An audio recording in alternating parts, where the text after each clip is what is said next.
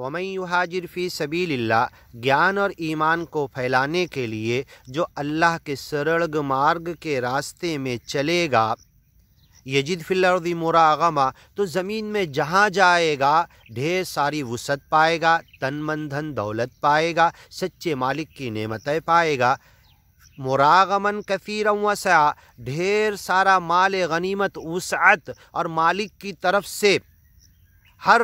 آسانی پائے گا۔ ومن یخرج من بیتہ، جو کوئی نکلے گا اپنے گھر سے، مہاجرن الی اللہ ورسولہ، ہجرت کرتے ہوئے اللہ اور اس کے رسول کی طرف، گیان اور ایمان کے لیے، دنیا کے لیے نہیں، کسی عورت سے شادی کرنے کے لیے نہیں، تن من دھن دولت کے لیے نہیں، نوکری کے لیے نہیں، بلکہ گیان ایمان پر چلتے ہوئے اسے پھیلانے کے لیے اور پوری دنیا کو جہنم کی آگ سے بچانے کے لیے اپنا گھر چھوڑا، اپنا گاؤں چھوڑا، اپنے بچپن کے ساتھی یار دوست چھوڑا اور سب کو چھوڑ کر گیان کے راستے میں نکل گیا،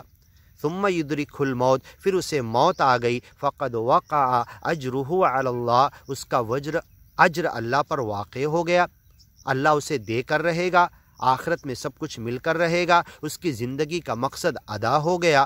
وکان اللہ غفور الرحیم، اللہ معاف کرنے والا، رحم کرنے والا ہے۔ دارالہند میں رہنے والوں سن لو، یہ وقت آ رہا ہے تمہیں NRC کے نام پہ، NPR کے نام پہ ڈیٹینشن سینٹر میں ڈالا جائے گا، کتے کی موت ہونے والی ہے، اس لیے ہجرت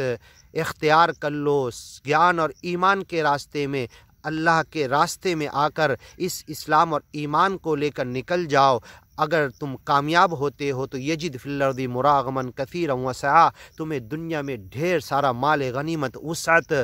حکم البلاد والعباد سب کچھ ملے گا۔